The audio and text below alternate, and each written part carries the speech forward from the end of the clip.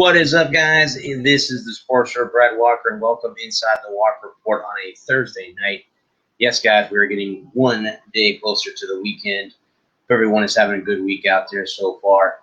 And next week, guys, is Thanksgiving. How fast the year has gone by. Jeez Louise, it's gone by quick.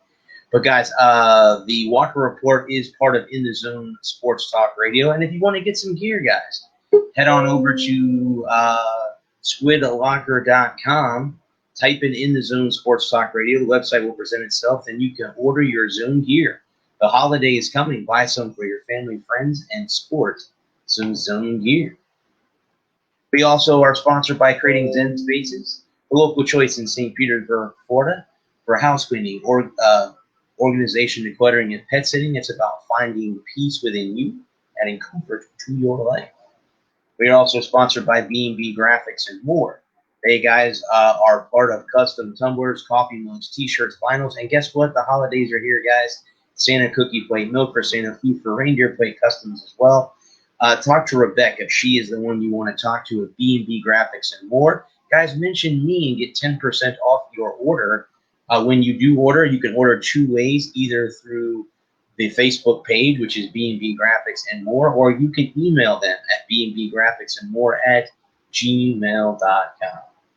Well, again, like I said, welcome in, guys. I'm going to bring on my co-host here just in a few seconds. Welcome in, guys, and let me go ahead and bring both of my gentlemen on here. How we doing this evening, gentlemen? Hey, Lewis. Bradley, how we doing tonight? Adam. So what is going on, guys? Anything interesting out there before we start our show? Same thing. Here's a mess. We'll cover that up. Alrighty then. Okay. Nice touch, Adam. Nice touch. So, gentlemen, we'll go ahead and jump into this. We're going to start with the NBA. I guess earlier they said they were going to they've released their structure and format for the 2021 season. The season, again, will begin on December 22nd to feature a 72-game season.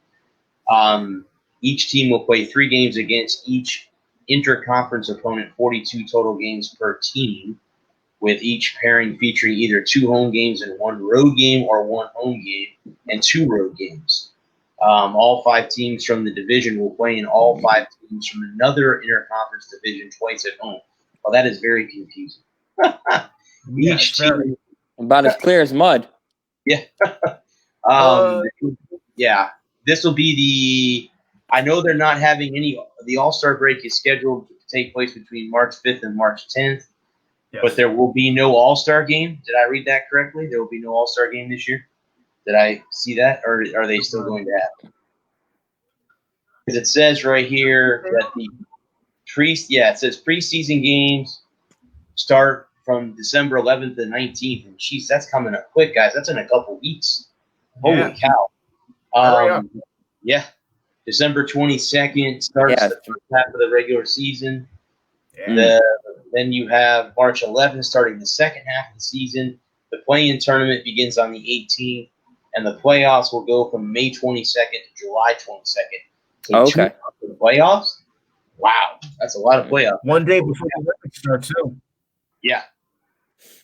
Well, what's your guys' opinion on the whole new structure for the NBA this season? Could be interesting. You're not missing that many games. It's only you're missing 10 games from it, so it's not like it's big. And it's not even 10 games. They're playing 75 from what I was reading earlier. 72, actually. Still, that's not you're not missing much. So I think it works. I think it works out great. Right? I'm just a little bit confused with somehow the structures are going to work. 3 with one side and 4 on the other. That does seem a bit confusing and whatnot. So the structure does sound but I think once the season gets rolling. Yeah, once the season gets going. Yeah. Okay. I think it'll kind of fall into place, and we'll kind of get a feel for it, and it'll be all right. Oh yeah, sure. So, I mean, if we want NBA basketball, this is what we're gonna get.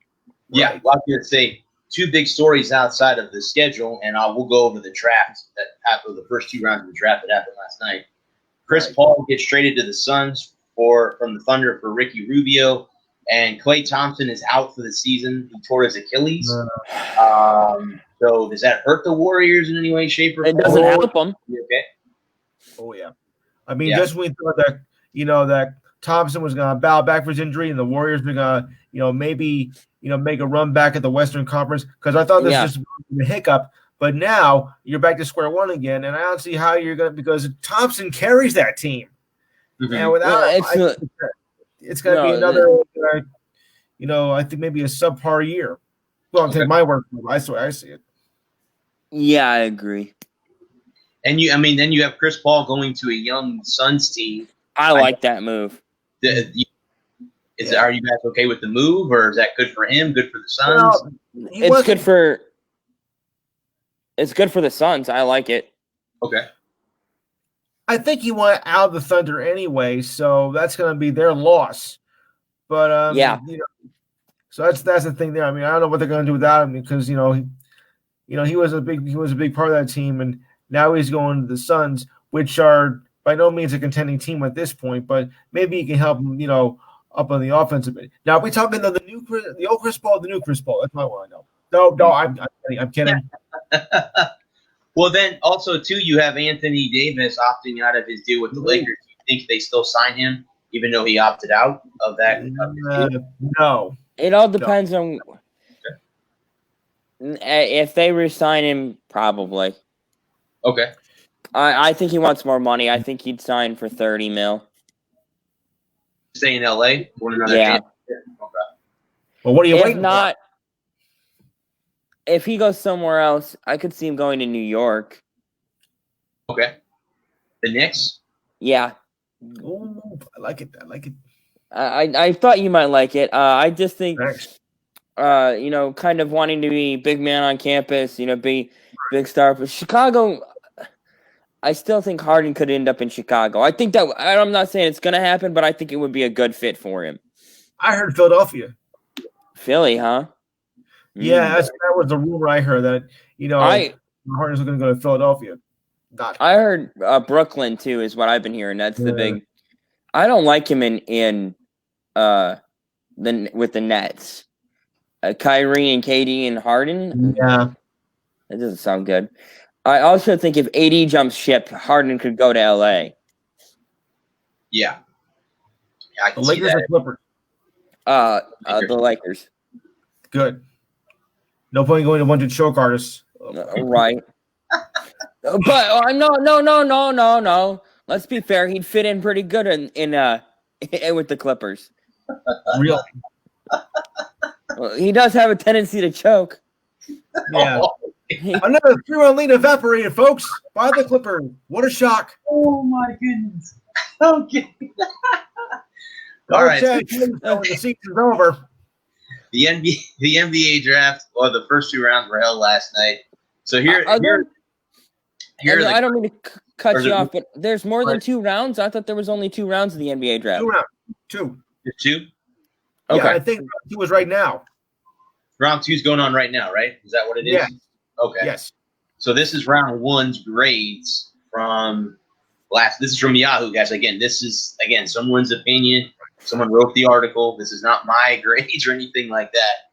They gave the Minnesota Timberwolves a B for drafting Anthony Edwards. They gave Golden State a B+ for drafting James Wiseman. That's the rookie out of Memphis. Yes. They drafted. They gave the Hornets an A- for drafting LaMelo Ball, who I heard was the best all-around player. That was on ESPN today. They said that he was the best all-around player in the draft. Drugs are bad. They gave Don't do drugs. The Cavaliers a C, the Hawks an A, Pistons a B+, the Knicks a C+, the Wizards an A, Phoenix a C-, and San Antonio a B, Sacramento an A, the Pelicans a B+, the Celtics a C+, the Orlando Magic a B-, the Mavericks an A, the Heat B, Philadelphia A-, Utah a D+. They got the worst grade, I think, of anybody. Denver Nuggets B+, Thunder B, Raptors a B+, the Memphis Grizzlies a B, Portland Trailblazers C, the Rockets a C+, and the Clippers, who They got a B. The Pacers a B minus. The Nets C plus. The Bucks a B, and then of course the Lakers didn't have a grade because they didn't have a pick, so no pick for them. So did anything jump out at you guys last night, Lewis? I know you're a Knicks fan. I wanted to hear I wanted to get Lewis's thoughts. Yeah. You mean on our pick? Oh, yeah. Couldn't have anything better. I mean, that was a great pick for us. Thankfully, they're able to move up. You know, they moved up to only the 8th spot, and they were able to get everyone. So I'm very pleased with that. I think it's gonna be a great fit for us, especially on offense. I mean, they were supposed to be picked lower, but they were able to move up, and that's gonna help us a great deal. I mean, I can't wait for the season now with Obi coming in. I mean, it was great with a great season with Dayton, and I think maybe there could be some brewing here for the Knicks. Oh boy, I can't wait for December 22nd now. I believe it. Yeah, that was really. There were people that liked the pick. Stephen A.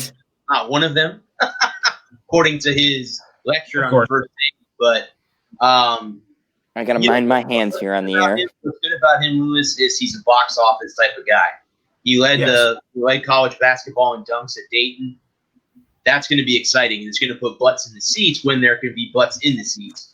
But that's going to help the Knicks in the long run, in my opinion. Now, wait, you said Stephen A. Smith doesn't like it? He didn't like it. He wanted them to draft a guard, not a point, not a. He wanted I can just hear. Why did you choose him? Why do you want a guard? What are you trying to do here? You can go on You can go on and watch. I watched it this afternoon at work before I got on here, and I'm like, yep, I got to bring that up to Lewis because I know Stephen A's a diehard Knicks fan, and every move the Knicks make, he makes a comment about it. So I had to bring that up. Gotten me. I'm just saying I'm not the world's biggest basketball fan, so I don't follow it like I do the NFL or the NHL or Major League Baseball even, but I like basketball well enough. I'm gonna go. This may be bold, but I think LaMelo Ball, is it LaMelo or LaAngelo, whichever Ball brother it was? Yeah, is the next Darko Milicic.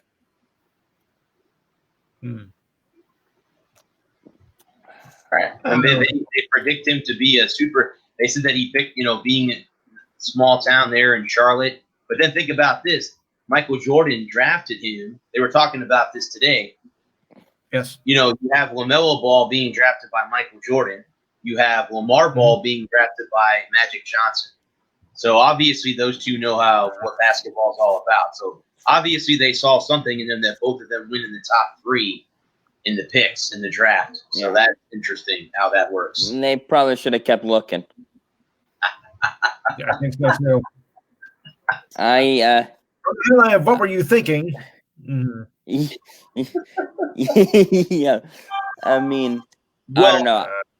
It comes with the baggage, right? Of daddy ball, right? That's where. Yeah. Well, LeVar's been living vicariously through his kids for the last half decade, so. Right. Yes. Right. There is that. Yeah. It's Essex. It's Essex baggage. Yeah. No, that's true. That's true. I can agree with that. All right, gentlemen. Well, we'll go ahead to boxing. I actually watched this fight the other night, the Terrence Crawford fight. He knocked out Kelly Brook in the 4th round, and it looked like Brook, in the beginning of the fight, was taking it to Crawford a little bit, but Crawford figured it out real quick, and you saw a typical Terrence Crawford boxing match where he pummels the guy to death, and, that's the way it is. Again, with him, he hasn't had a big fight yet. I mean, he hasn't gotten Pacquiao, any of those guys in that weight class. Is it time now for Terrence Crawford to get a fight like that? Is it time? I mean, it is time. It's time to bring out. I mean, he's 37-0 with 28 wins via knockout. I mean, it's got to be that. Why wouldn't he get a? Doesn't he have a belt?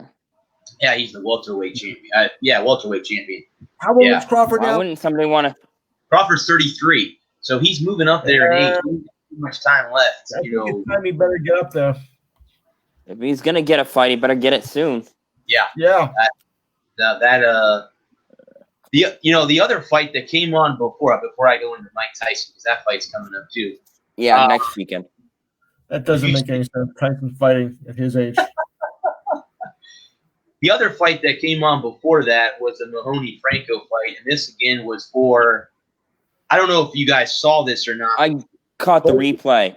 Supposedly there was a headbutt that I didn't see. I never saw an accidental clash of heads. Yeah, I didn't see it, but somehow the Nevada judges did, because it was claimed to be a no decision.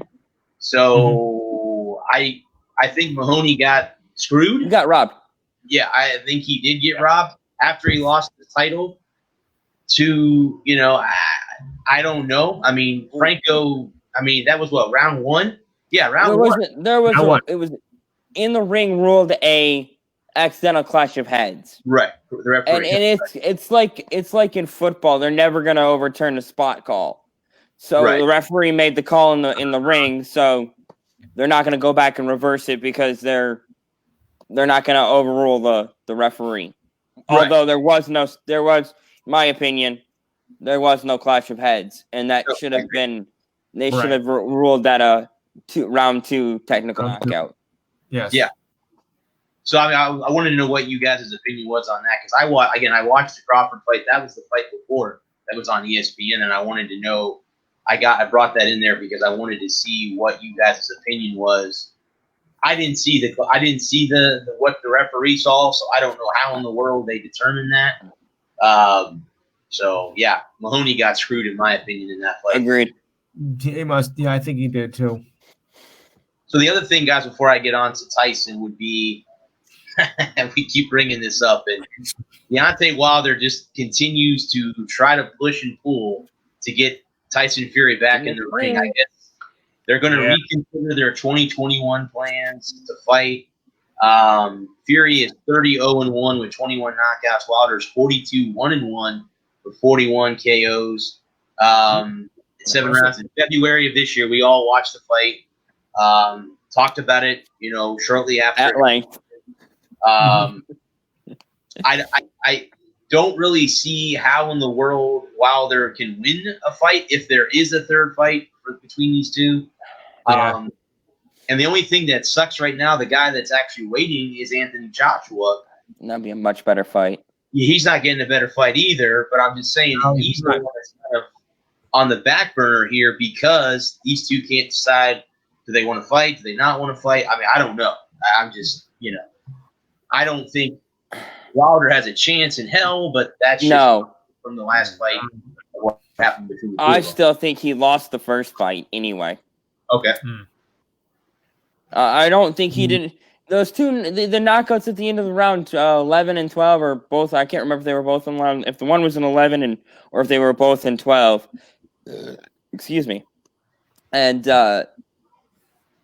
Fury getting up from both of them and dominating the rest of the fight the way he did, he shouldn't have lost. Fury should have won that fight going away, in my opinion. Okay. I don't think that the two knockdowns were enough to overcome the score advantage that Wilder or Fury had occurred throughout the other 10 rounds. I agree. I went back and watched the first fight after the second one concluded, and I agree. I don't think the knockout in the rounds 11 and 12, he got up from both of them. So it's not like he stayed on the canvas. He got up from both of them. So and he didn't get up late or anything either. Right. It wasn't like it was a 10-8 round. Right.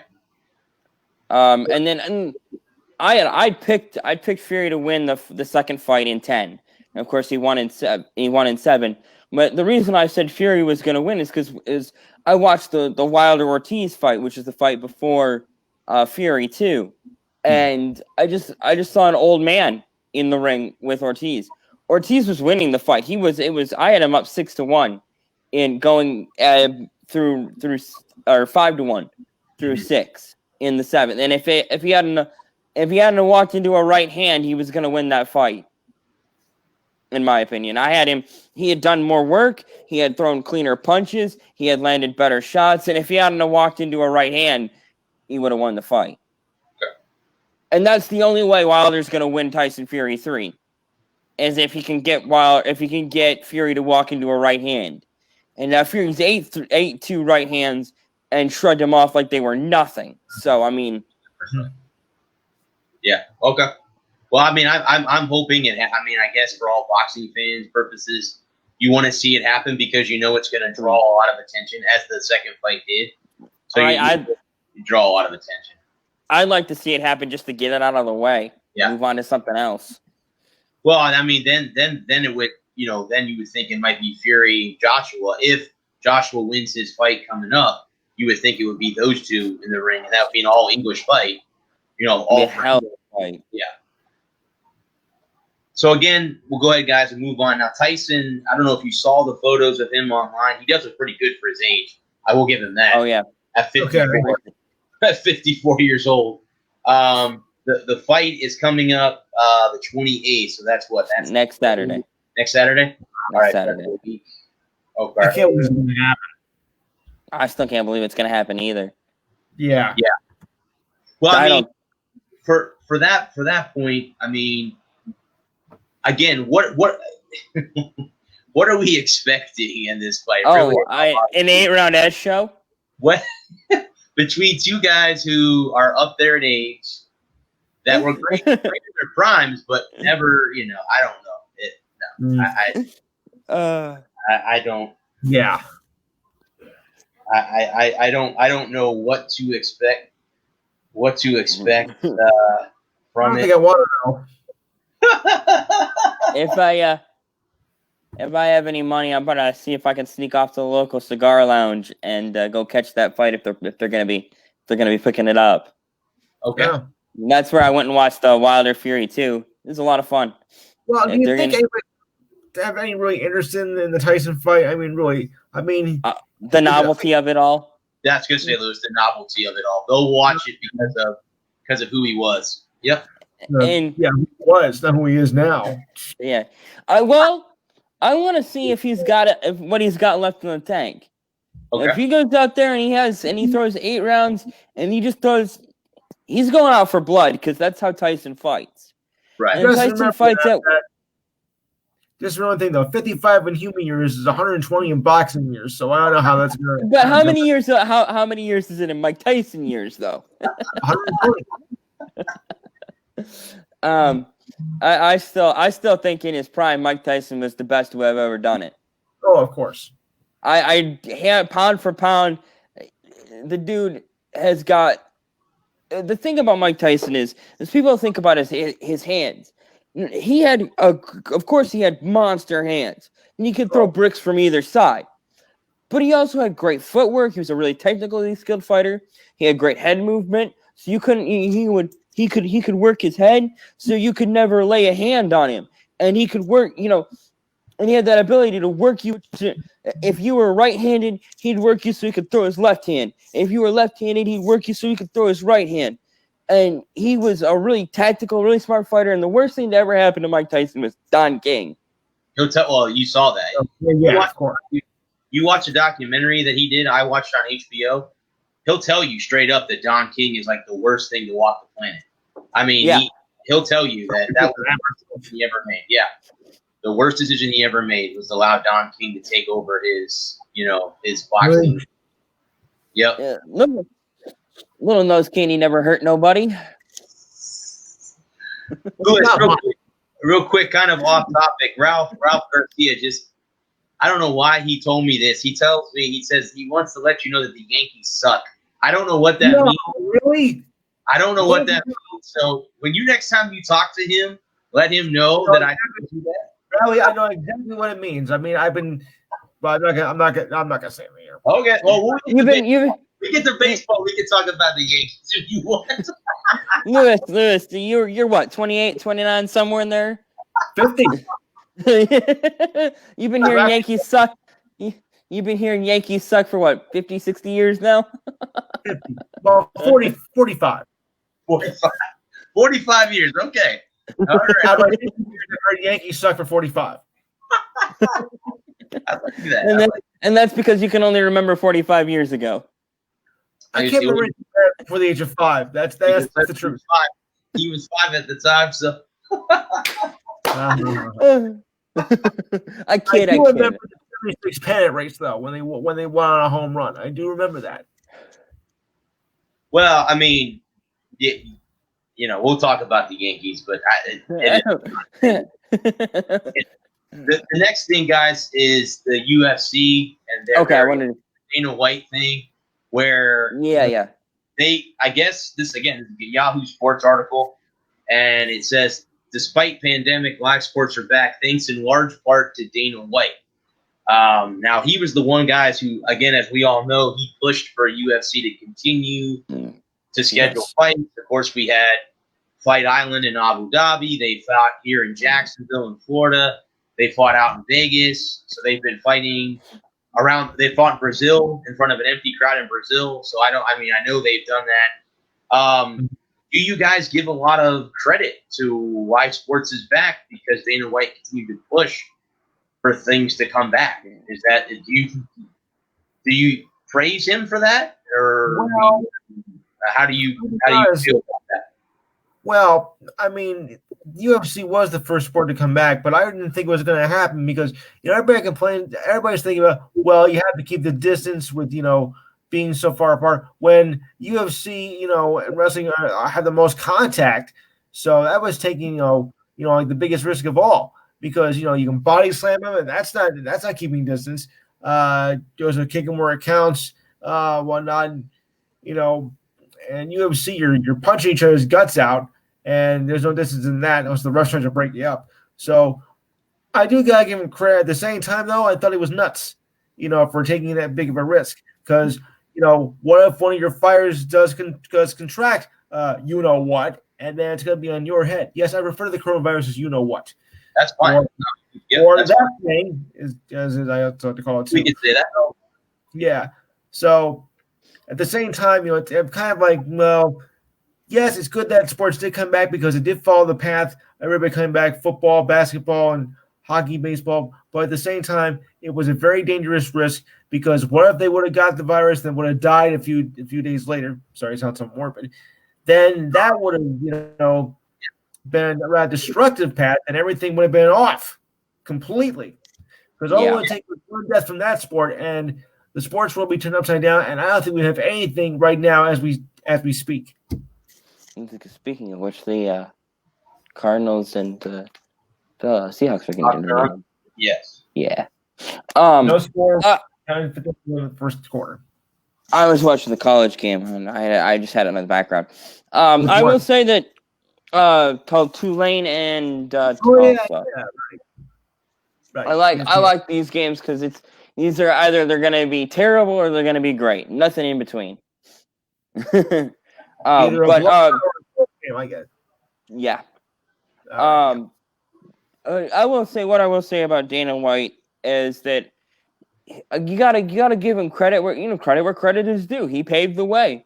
He showed us that he showed the rest of the world that you could do contact sports in a safe manner. You could do with the proper amount of testing and with with a bubble atmosphere.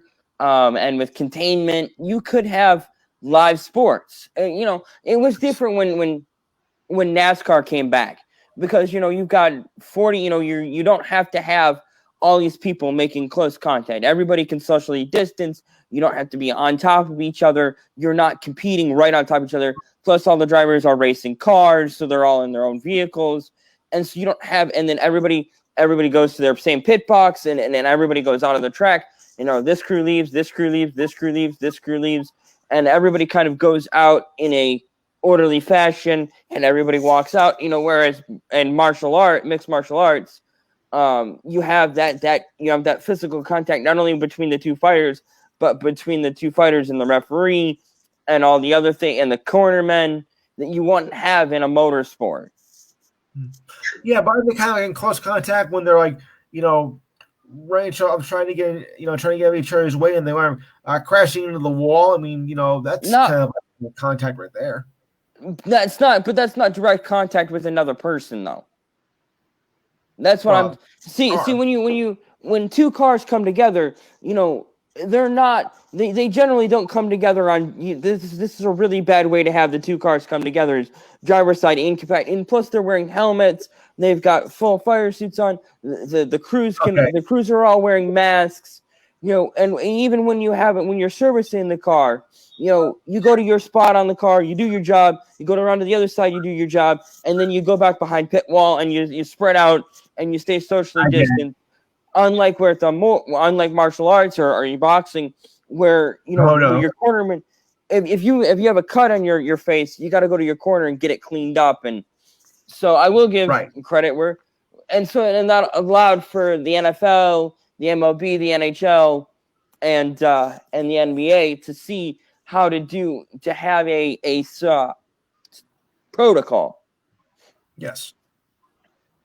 All right. I have to give credit to Dana White as well.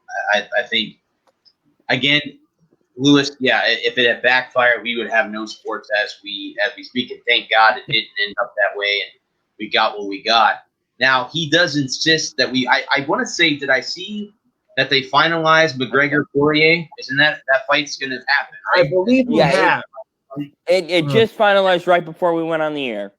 Now, that's going to come up in January of next year? I believe so, yeah. It's February, but okay. February, January, something like that. Okay, so that fight has been – and he still believes that Khabib is not fully retired. He's going to come back. Agreed. So either. Okay, so you both for that. We said it. I said it last week. Money talks, or actually 2 weeks ago now. Money talks. For the right amount of money, he'll be back. Okay. Right.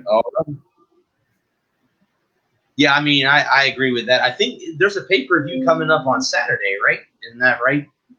There a UFC match that's coming up this weekend, I believe. I don't know where exactly. I'm not sure. I think they say in Las Vegas because I have an article here where Gloria DePaul, I think she's facing off with Shenko. Yeah, women's. Yeah, I think that's the main event is those two that are fighting in that. I don't know. That's what I saw earlier today. All right. Well, I know one topic that a lot don't like to talk about, but I'm going to bring it up because there is a pay-per-view on Sunday, and that's the Survivor Series. The WWE has the Survivor Series pay-per-view this Sunday coming up. Here is the card. I like the first match. You got Drew McIntyre versus Roman Reigns. Those are your two champs. Facing off against each other. McIntyre did win the belt back on Raw this past week over Randy Orton, which I think now you can see Orton go fighting Bray Wyatt. I would believe that fight will continue. But, I mean, what do you guys think about McIntyre versus Reigns and then having the two champs facing off in that Survivor Series? No, that's what risk. Yeah, it is a risk. Look, it's not Survivor Series, and Reigns, of course, was a good shape, but I think he's a little bit past his prime, though. Well, I think the whole thing with him, Lewis, the whole story that I've been seeing is they're going to set him up to face The Rock at WrestleMania. Yeah. Oh yeah. That's what I've heard. I've watched some WWE channels on YouTube, and a lot of people are pointing the finger to say that you're going to see The Rock against Roman Reigns at WrestleMania. Now, whether he has a belt around his waist, I doubt that because you're not going to give the championship to The Rock, who is not really in wrestling anymore after now, and he's an owner of the XFL. I won't even bring up that, but he is the owner of the XFL now. And so what if you did put the belt on him and you had him drop it to Cena at WrestleMania? That means that Cena would he would pass Ric Flair for the record if that was the case. I mean, that would be great in my term, but I don't know if I mean, I know records are meant to be broken, but that one seems to like they don't want it to happen. I don't know why. That's just me. I don't know. I could be wrong when I say that, but I don't know. I don't know either. It's just a thought. But Lewis, the person that wrote the article says that Roman Reigns will win the match. That's what they're predicting. I see. They're predicting. And then the next one is the Survivor Series match, and that is Raw team is Keith Lee, AJ Styles, Sheamus, Braun Strowman, and Matt Riddle versus Kevin Owens, Jey Uso, King Corbin, Seth Rollins. And this is a TBD, so I don't know who the fifth person for SmackDown is going to be in that fight. I don't know who that is. I haven't heard anything. Shane McMahon? Could be Shane McMahon. Yeah, somebody. It'll have to be somebody on that. I mean, you obviously can't say Drew McIntyre because McIntyre is going to be in the fight with Reigns. You're not going to put him in 2 matches. Yeah. So I don't know what they'll do for that case. I don't know who they'll fit in that match. The other one, guys, is the Women's Survivor Series match, and that's Raw is Nia Jax, Shayna Baszler, Lacey Evans, Peyton Royce, and Lana versus SmackDown, and there's Bianca Belair, Ruby Riott, Liv Morgan, and 2 TBDs. So again, they haven't. I don't know. Maybe if they haven't announced the. I don't even know who's on the rosters anymore. So yes. Then you have Asuka versus Sasha Banks for the title. Then you have the New Day versus the Street Profits, and then Bobby Lashley versus Sami Zayn, and then the Undertaker's final farewell. 30 years. I guess he's stepping away officially after 30 years. After 30 years, I think his time is due. I mean, he's earned it. Yeah, I agree. I agree. I was in high school. My goodness. Yeah, as I was telling Lewis a couple of weeks ago, I think me and Adam were having this conversation. I told him that my dream match was always Sting versus Undertaker. And I think that was going to be set up that way until Seth Rollins hurt Sting's shoulder, and then that was history. But now, even if Undertaker wanted to come back, I don't want to see 2 50-year-old guys in the ring. It's not going to be entertaining. No, it's not. It's going to be awful. Yeah. Senior citizen wrestling. Yeah. Not my thing. That's you can say that. Yeah, I agree. It's good. I mean, would you rather have him go out, guys, at Survivor Series or WrestleMania, The Undertaker? I'd rather, I guess, because of all his history at WrestleMania, I think it'd be a big mistake. Yeah. I want him to go out wherever he's happy. If he's happy going out at he's happy going out at Survivor Series, maybe he wants to go out at Survivor Series so he doesn't overshadow the moment. That's where so yeah. Somebody's gonna have if you go out at Survivor Series or if you go out at WrestleMania, if you go out at WrestleMania, you're gonna overshadow somebody's WrestleMania moment. There's gonna be somebody their moment's gonna be because their moment's always gonna be second fiddle to Undertaker's last ride. True. And so at Survivor Series, Survivor Series isn't putting somebody over. You're not having to bury somebody to put Undertaker over. True. Okay. Well, and also too, he did appear at Survivor Series, so it's fitting that he goes out in the same pay-per-view that he came into. So, yeah, I agree with that. All right, guys, let's go ahead now. We'll shift our attention to baseball. I guess there are a couple new names that are added to the ballot this year, and that will be a Tim Hudson, a Barry Zito, Mark Burley, and Torrey Hunter will all be on the ballot for the first time. Now, we know last year that you had Jeter and Larry Walker go in. Do you guys see Burley, Hudson, Zito, or Hunter being first selections right off the bat? Any of those guys? Zito. Okay. Hunter. I want Hunter in first ballot. I watched that SOB patrol center field at the Metrodome for 20 years. And take away more home runs than I can count on both my hands. Take my shoes off. Lewis, that's a Tigers fan talking. It's a Tigers fan talking. We had him for a couple weeks. The show. But okay, so you said Zito, definitely Barry Zito would be. Yeah, I would agree with that. Okay. At Tim Hudson, no, you don't think Hudson? No. Yeah, I doubt that. I wouldn't vote for him. Well, Mark Burley's got to be. I wouldn't say he's a first ballot Hall of Famer. Burley's got to be in there down the road, right? Yeah. I would vote for him, but it wouldn't break my heart if he didn't go in. No. Okay. All right. So that was, and of course you still have the guys. You still got. I'm not voting for any of those. Kurt Schilling, Omar Vizquel, Scott Rowland, Billy Wagner, Gary Sheffield, Manny Ramirez, Sammy Sosa, Andrew Jones, Andy Pettit. In there sooner or You're later. not going to allow it in the Hall of Fame. You're not going to allow it. And the baseball, like, no way. We're not letting in someone who was a cheater in the Hall of Fame. And St. Pete Rose, he'll never get in. No. Well, I mean, we had that. I had that talk on the. I don't know if you guys got to see it. I tried to post it to my page. The show that I was on last Friday, where we were talking about the Yankees Mount Rushmore, and we talked. I got Roger Maris. I drew Roger Maris, and I told them, when I was talking to them, I said, "Hey, I still consider Roger Maris the single season home run champion." I said he did it the right way. I didn't really know that he's still the American League champion. No one's passed him. If the National League was, of course, McGuire, and of course, then now it's Bonds. But none of those guys did it in the American League. So Maris is still the American League single-season home run leader. Right. But overall, I still think I can still consider him that, and I still consider why can't I think of the guy? Hank Aaron. Thank you, Hank Aaron as the all-time. So I agree.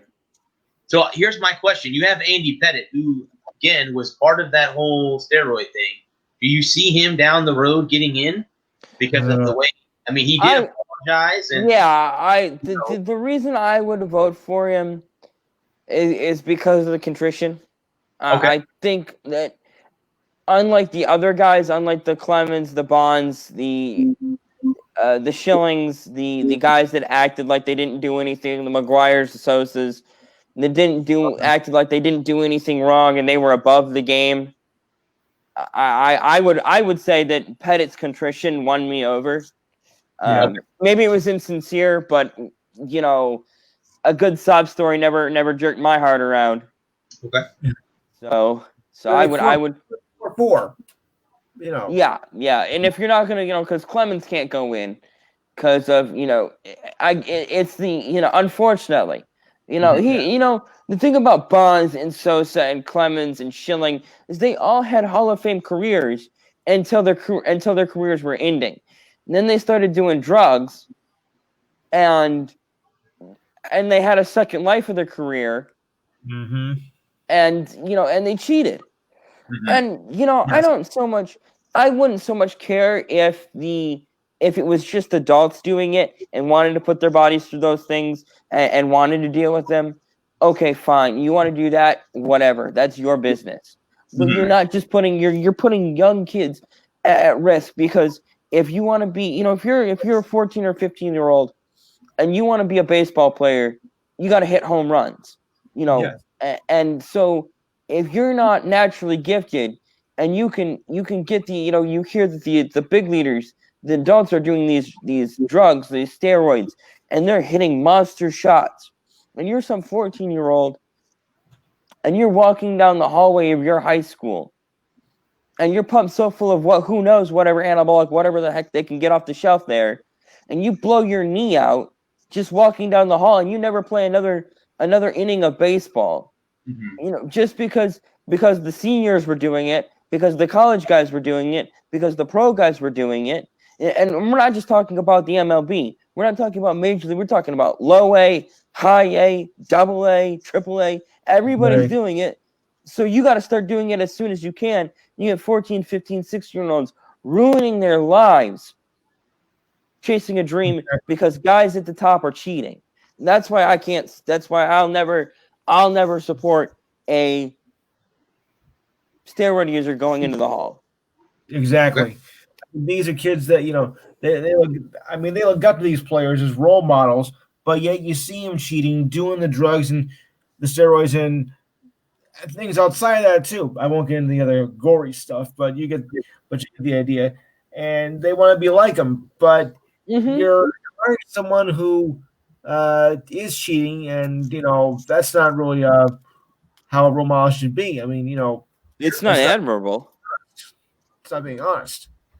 You want to be like a Barry Bonds or a Sammy Sosa, which at the time we thought no harm was done. This is in the beginning of the steroid era.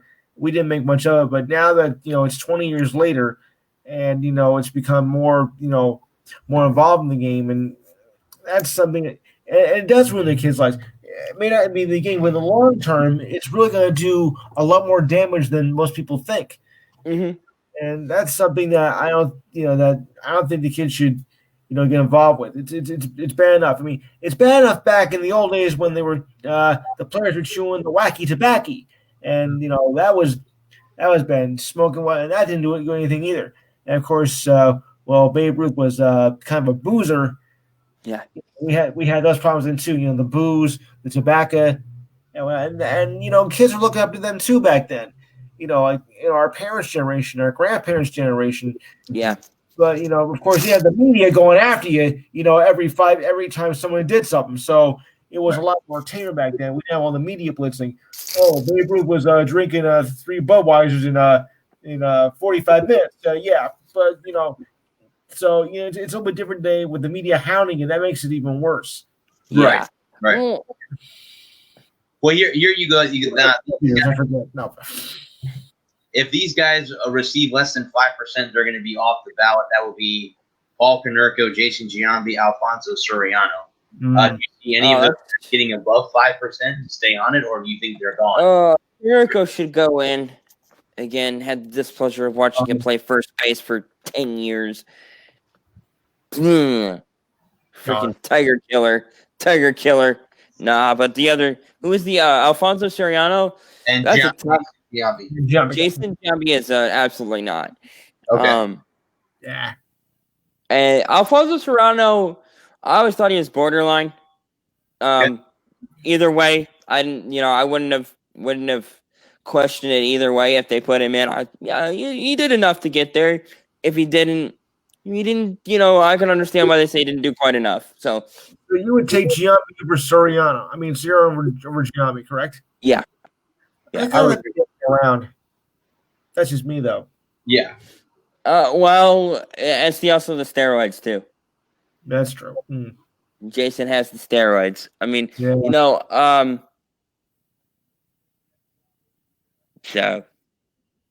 Mm-hmm. But then, so I agree with that. I mean, they've been talking about, of course, now free agency. So here's what the staff writers believe these free agents are going to go. George Springer. Now, two of the writers have him going to the Mets. One of them has him going to the Giants. The other one has him going to the White Sox, and the other one has him going to the Red Sox. Can't imagine him in Boston.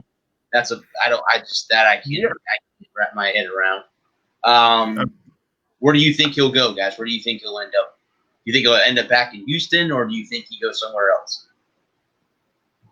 Oh yeah, he was in Houston. I was thinking he was in New York. No, I think he'll leave Houston. Okay. What if he ends up in Detroit? Hooks back up with Hinch. That's a possibility.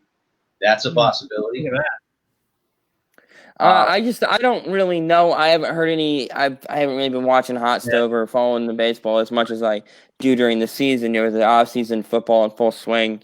Right.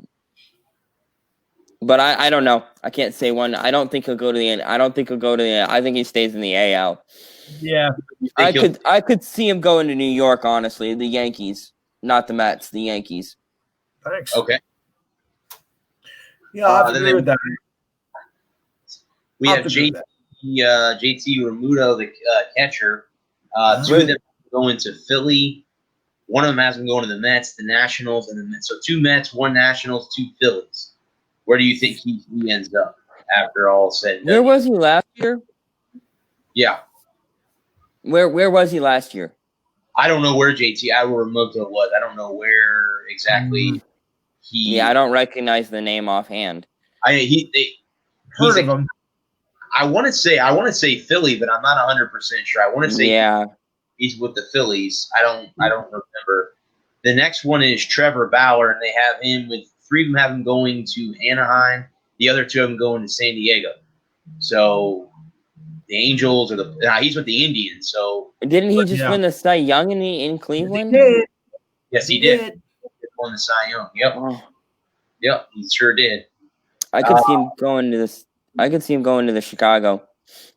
Then they have. Yeah. You think he'll stay in the AL? You don't think he'll go to San Diego? Okay, all right. Well, it's not the next one, Lewis should know this one. DJ LeMahieu. They have him all staying with the Yankees. He's not moving. That's what they have him down. I know he's waiting. Keep him. Yeah. Okay. You want to keep him? Keep him. The next one, guys, is Marcell Ozuna. He also won the AL batting title last year too. Yes, he did.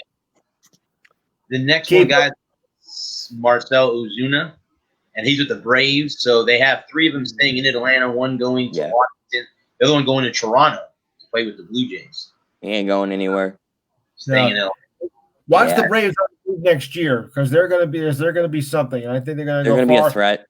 They're going to be a big threat. I wouldn't count out them making the World Series next year. So I wouldn't either, as long as they can fix whatever ails Atlanta.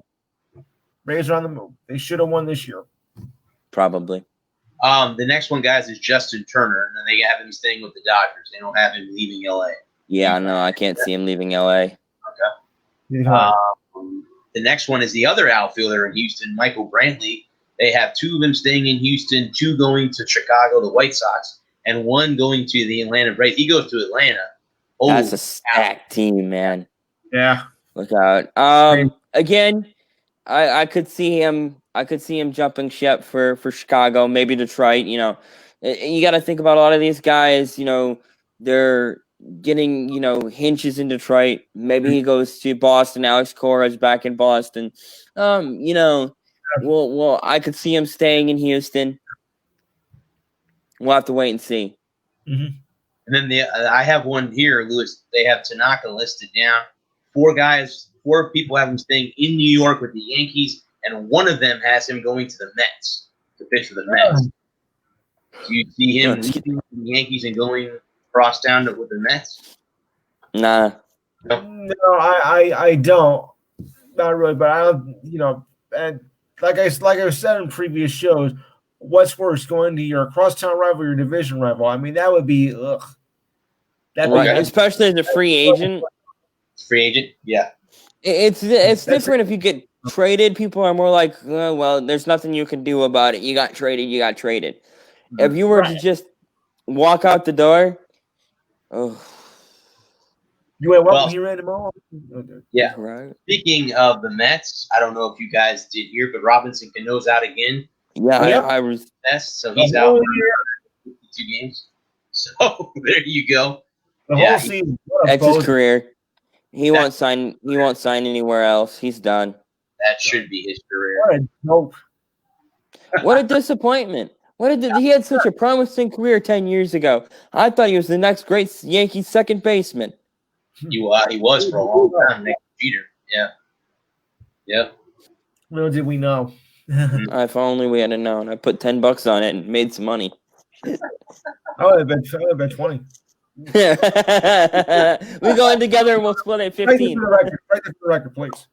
Right. All right, guys. Yeah, that's the now baseball. I'll move to golf again. This is where I jump in. Your show, man. What is your Dustin Johnson winning the Masters on Sunday? Proud of that. Congratulations. He won his second. He won his second major. Set a tournament record at Augusta National. He was the only one that I saw that really didn't make mistakes. He also didn't look like Augusta beat him. again, that golf course is tough even in November, as we saw. But yeah, I mean here's the thing with coming into the Masters over that week that all we were talking about was Bryson DeChambeau. That was the big talk. He'd won the U.S. Open. He was coming in to Augusta to dominate. He almost missed the cut. So before you do all that shit talking, you better watch where you're playing and who you're playing against before you start that up, because like I said, he was very, very close to missing the cut totally, and I would have laughed my ass off. I don't hate Bryson DeChambeau by any means of the imagination. I just don't like the fact that, and athletes in every sport do it. It's not just golf. Everyone does it. Everyone shit talks, and they. Oh yeah, it's really annoying. Either one, they back it up, and it looks great, or two, they fall flat on their face, and that's what happened to him this past week, is he fell flat on his face. So big time. Yeah. So to me, Dustin Johnson winning, congratulations. Obviously, if you guys don't know, the champion from the year before puts the jacket on the new champion. So Tiger put the jacket on. Tiger's record. He broke Tiger's record. That is correct. He broke Tiger's record. And now next year, before the tournament starts, the champion gets to host dinner and he gets to have anything he wants. So the first year that Tiger won, he had hamburgers and cheeseburgers and milkshakes. So cool. Jeez, thanks a lot. Yeah, you can have anything you want. Just so again, it depends on you. I'm gonna need a minute because this menu just keeps getting longer and longer. Well, there's the question I asked. So if you were to win, what would you guys serve? I'll ask you guys. What would you guys have for dinner for everybody? Anything you want. You could pick anything you wanted. Just tell me what you guys would pick. Take this one first, Adam. Go ahead. Okay, I'm gonna start with lobster for sure. All right. I want lobster. I want Wagyu, grass-fed. $100 a pound. Black Angus from Japan, fresh, medium rare. Oh my God! I want decadent, creamy mashed potatoes with chives and gold leaf, and I want to do it up. And I want a great big ass bottle of champagne. Because I'm gonna soak the damn room. We're gonna do it up right. Now I can only choose one, right? What's that? I can only choose one, right? Yes. Yeah. Oh, okay. Well, because I have three favorites. I mean, I do like cheeseburgers. That's fine. You can name all three. Go right ahead. That doesn't matter. Go right ahead. Cheeseburgers number one, But I also like linguine and clams. Oh, that would be good too. I'm Italian, first of all, so of course. If you want to live dangerously, I do like fish, so I would like to go for some salmon. Oh, okay, I like salmon. I like salmon too. Shrimp. I don't know. I just for appetizer, fry galamont.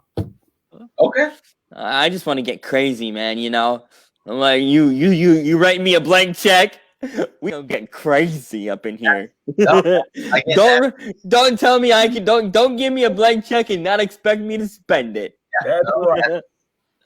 Like I said, that's the way it is. They get to choose what they get. There's been some crazy things. I know Vijay Singh, who's from Fiji, had some Fijian cuisine when he won.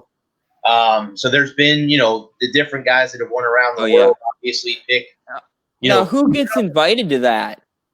All the past champions and then the members of the Augusta National. So who do you have to kill to be a member? You don't One of us.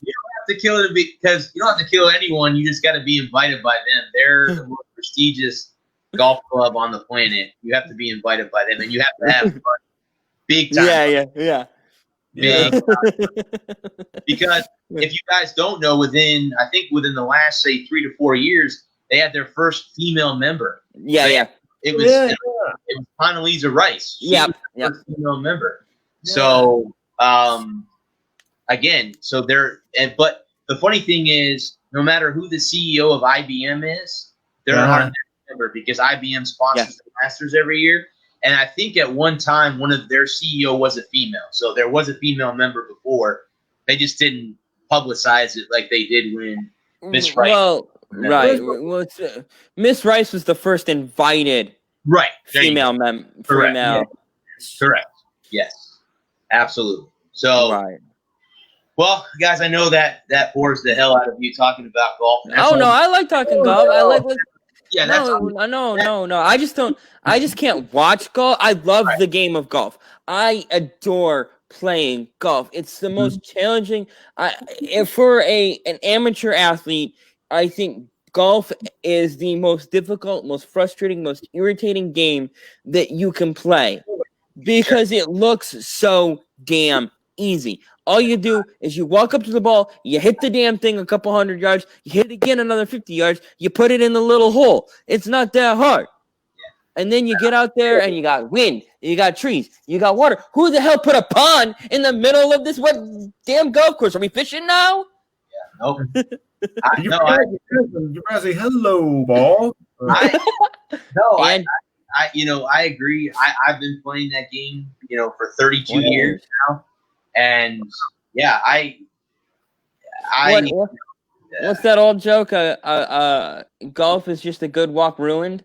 Yes, that would be correct. I think that's the draw. I think everybody, like you said, Adam, it looks so easy, but then out there you realize it's not easy by any means of the imagination. It just goes to show you guys that some things are not as easy as it looks. Right? There you go.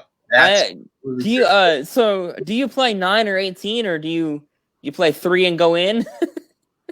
I guess it depends on who you're playing golf with. You. I meant you specifically.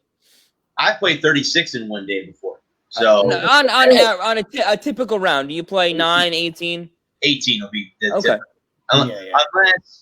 Unless the weather gets in the way, or we gotta wrap this thing. That type of thing. But usually normally 18. I was supposed to play this past weekend, but thanks to the damn hurricane that went through the state of Florida, washed the golf course out. Oh man! So I was gonna ask you, but I am hitting range balls this weekend. So I know that's fun. That's fun. I like going to the range and I'll put $50 on a like a 360 count of balls and play all afternoon. Well, here's the thing. We have Top Golf. I don't know if you guys know. We got a Top Golf in Chattanooga. Okay. Do you have one, Lewis, near you in New York? Do you have one in New Jersey? What, you mean a Top Golf course or a major event? Well, no, a Top Golf. The I guess you call it a golf driving range thrown in with a bowling alley atmosphere, because that's what it kind of is. Yeah, it's like a party. We have some golf courses out here in New Jersey. Okay. Well, in New York, the one that I like, the one that I want to play is the one where they just got done playing the U.S. Open a few years ago. Yeah. That's what I want to play. Yes. Oh, okay. Yeah. That's right. I've played 3 courses so far. Nothing special. I had where I lived back with my parents, we had a little 18. It was a fun little tricky little course. It was a Robert Jones signature. Oh, okay. So it was like based on one of his courses. And then I played and it was fun. It's challenging. Oh, okay. And then I played Treetops up there too. And that's a Arnold, I think it's an Arnold Palmer signature, if I'm not mistaken. Arnold, I think he built the course. I think it was one of his. He built it in the 70s, I believe. And then I played a municipal course in Detroit. It was just a little. The city had put it together, and that was an interesting course. And it's one of my favorite. It was right before my grandpa got real sick and couldn't play anymore. And we went out and played. We played 3 or 4 games, 3 or 4 rounds. Most of the time, I play 9. I buy 2 beers, play 9, drink my beers, and call it a day. Because I used to play 14 or 18 with my buddies, And after 9, I'm like, I'm just not good at this game. I want to go inside and drink. Well, the other golf course too, Lewis, up in your neighborhood is Bethpage. Golf Barn. I want to play at Bethpage, which is Okay. That's in New York. Yes. But I mean, obviously, Pebble Beach out in California is one of my. That'd be like a dream course to play. Augusta is my dream 18, which unless this or my writing goes somewhere, it blows up. At any time. Augusta, you can't just go up there and play 18, right? No, you have to be a member, right? You can't just members only. Yeah, and I think their members only play about 4 or 5 months out of the year because they get the golf course ready for the tournament. Of and course. If you're an employee there, you get 1 day a year. 1 day a year to play. That's it. They only give you a year. 1 day. I think I had a buddy that worked at the course on Lakesville North, and he could play every day if he wanted. Sure. They were like, "Go play, have fun." Just when your shift was over, just anytime you want to come up and play, show them your member's card and your ID badge, and you can go play 9. Take a card. Take 2 cards. That happened to me. I worked at a golf course for 10 years, and I got to play 2 or 3 times a week. I took advantage of that. I would have too. I'd have been better at golf if I could have played 2 or 3 times a week. I took advantage of that. Yeah. All right, gentlemen. So we'll go to the NHL now. Okay. The NHL could ask the players to defer salary next year. Now they obviously are not happy about that. No. They're not happy about that, being that they just got out of the bubble. Obviously. The basketball was the first. Obviously, it worked in Orlando, and then they were in Canada, and then it worked in Bradenton for the WNBA. Right. But I mean, I have to agree with them on this. I don't think I'd want to be taking a pay cut. No. You know what your fee, and then before I let you guys get in here, it baffles me that the NHL players take the most punishment of any athlete. And they get paid the least amount of money to do it compared to baseball. Now, again, I'm not comparing to football or anything like that, but to baseball, where you do almost nothing, but you get paid, $100 million, where an average hockey player, makes $25 million? A good contract is $25 million a year? I don't even know what a good contract 25? is. Yeah. What is a good contract in the National 15. 15? There you go. Yeah, on a good day. Okay. You're gonna average players making about 5 million. Okay. Yeah, at the most. Like an average, we're talking a middle, not even a top 6 forward. We're talking like a bottom 9 guy. He's gonna make at most 5. I think Crosby is making 15 or 18, something like that, maybe 20. If they're talking about them deferring 23%. Now, what does that entail? Does that mean they'll get that money later, or does that mean they're just not getting that money? I think they're getting it. Yeah, 23% total. There are 26 players who cannot defer 23% of their company this season, even if all their salaries is deferred. Wow, that's so. Again, they're looking at $25 million in salary that will not be that they're trying to get back. I tell them to take a flying leap. Yeah, trying to recover their losses. That's what they're trying to do. In the end, they're trying to recover their losses from last year. I tell them to take a flying, at a rolling donut. Yep, I agree with that. Exactly, yeah. I agree with that. I don't understand that. That's right. And if you're only, it's not like, none of us are ever going to make $1 million unless we print it off our home computer. And that's illegal, kids. Don't do that. Right. That's at home, kids. Yeah. Go to grandma's.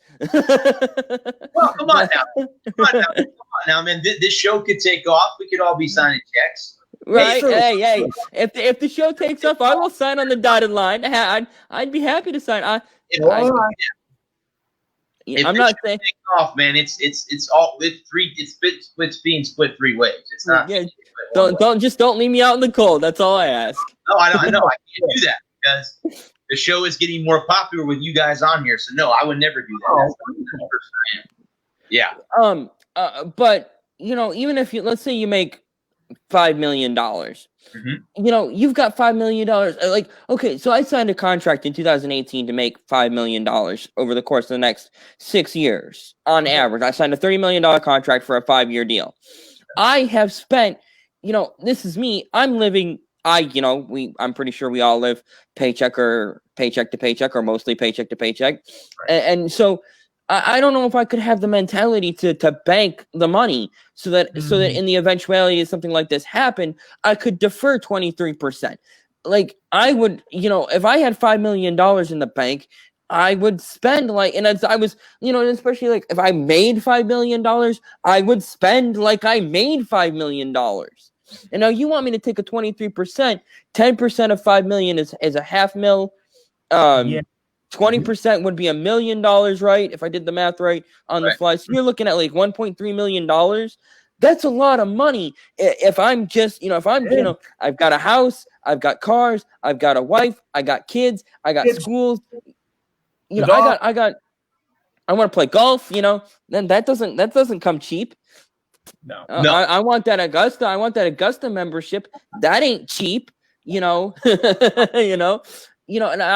I worked my butt off, to earn this money. This is money that I've earned. This is not money that I'm just being given. I am earning this money. I am doing work for you as an owner to put money in your pocket. I make 5 million, you make 50 million. How about you defer some of your salary? Yeah. That makes I'm gonna roll tonight. No, I agree with that. I mean, maybe it's time to have the guys that are making the big bucks. Hey, or if they're gonna do that. So, for example, you're making $5 million, right? Yeah. 23% deferment. You guys only get 10% deferment or 5% deferment instead of, because you can't do that to everybody. You can't. No, we both got to eat. So I understand. The owners have bills to pay just as much as anybody else. Right. And I'm not trying to hammer the owners. I get that. Everybody's got bills to pay. Everybody's got to eat. But you guys are making, and I understand it was a very, very, very tough year for everybody. And I know that for the last 30 or 40, I think the NHL played like some 70 games. So, you lost out. They probably lost out on several million, if not $20 or $30 million worth of ticket sales. I understand that. But every single one of these owners is at least 100 million. Has hundreds of millions of dollars in the bank. Yeah, they're capable of weathering a storm. In my humble opinion, or unhumble opinion, as it were. No. Yeah, I agree. I mean, I know the guy that Jeff Innick that owns the Lightning is a billionaire. So there you go. So yeah, he's not hurt for money. I understand that a lot of billionaires, their assets are not liquid. They're all it's mostly properties and getting the money back out of it. You have to move assets, and it's not exactly like you can just go down to the bank and get a $50 million take $50 million out of your account. I understand that, and I understand that everybody's struggling, everybody's hurting. This has not been a happy, fun time for anybody. Right. But you're asking me, the frontline soldier, to take more bullets and get paid less. There you go. Yeah, that is true. Like I said, I mean, you're talking about billions of dollars. I mean, for example, the Amalie Arena in Tampa, where the Lightning play, there's a road that leads to Amalie Arena called Channelside Drive. He went into partnership with Bill Gates, who is another billionaire, as we all know. So they together are rebuilding and rebranding that area. Now, I don't know how it's doing because of COVID. I don't think they're having as many people as they thought they were going to. Yeah, of course not. So we'll see in the forthcoming future what that does. But I agree. I mean, why should if you are a soldier, why are you taking more bullets when somebody else is, you're not getting paid as much as that other guy is? So why? I agree. I don't think it should. I don't know if the league will approve that. I don't think the PA will approve that. I cannot see the NHLPA approving that by any means of the imagination. Not that much. No, yeah, I was gonna say not that much. There's no way they're. Of course, and if in business, you ask for more. You ask for twice what you want, and you settle for about half. Right. Yes. So let's say that the league really needs 8%. So you ask for some outrageous, ridiculous sum, and then the PA goes, no, absolutely not. We'll give you 4%, and then they come down to 15, and they're like, no. We'll come up to 7, and the league goes, oh, how about 9? And they settle 9. Okay, we can do 9%. We can live with both sides feel like they're winning. Right. Okay. I mean, I think that'll probably be what'll happen. I think they'll be back because again, they continue to say the league is going to try to start on January 1st. So right before next month, I'm sure that they'll be going back and forth with that as well. I don't know. I don't know if you guys got a chance to see, but they are going to have retro reverse jerseys this year in the NHL. Terrible. Did you see them? Which ones? Go ahead. I got the Adidas. I got the show notes. I had them all in there, and I saw them all. Okay. Ugh. The Wings jersey. What the? I have. This is why you don't. I'm going to scroll down here. Hang on a second. I didn't see that one. Hang on. Well, I like the Lightning one because it's the Lightning one was pretty cool. The original logo, but it's all blue instead of black. So the Lightning one didn't suck. The New Jersey with the old school green and red, that was atrocious. There's the Predators, Oilers. Where are they here? Montreal. The Wings were the last one in the show notes. It's the last jersey. I believe so. Yeah, right at the end. Yes, that's a touchdown. Oh, there it is. Okay. Well, what? Why is it retro? Because it's white. Is that the reason that it's retro? Yeah, I think it's white with a light gray stripe on the arm. It looks stupid. And then the gray stripe is also on the bottom where you wouldn't see it anyway. Well, yeah, you would because they don't tuck their jerseys in. But yeah. It's atrocious. This is just a ploy to sell new jerseys. That's all. Oh, absolutely. There's nothing. Do you like the Avalanche one that they combine both the Avalanche and the Nordiques into one jersey? You see that? No. The Hartford one, the Carolina, the Panthers, Hartford, missed it. The Hartford one was all right. I kind of like that one. That one was okay. Yeah. Because it seems like everybody likes the Nordiques Avalanche one because of the combined colors. They have the old school Kings jersey that's purple, but they reversed it. They got the purple. It was originally purple and gold. Now it's gold and purple. I didn't like the purple and gold in the first place. The Coyotes went back to their old logo. That's their first logo. That Coyote. Yeah, the original logo. The Duck. So the Ducks didn't have the Duck logo, but they have the Mighty Duck from the cartoon. Okay, that's interesting. Yeah. Yeah, because it was the Mighty that made them sound silly. Yeah. Then Pittsburgh only has Pittsburgh written across their jersey. The Blues have the old red, the red and blue, but they flipped it around and make it now it's all red, which that's interesting. There's the Devils jersey. Yeah, it looks like they're in Christmas time. Yeah, those jerseys were horrid. Yeah, green and red. I like them, even though I don't really like them as a franchise. The Florida Panther logo, I like that old jumping Panther logo. Yeah, that one was snappy. I like that one. That's cool. They're bringing back Gordon Fisherman for the Islanders. So Carolina did go back with the Hartford Whaler. Yeah, that one's all right. I don't hate that one. I do hate it because it's not.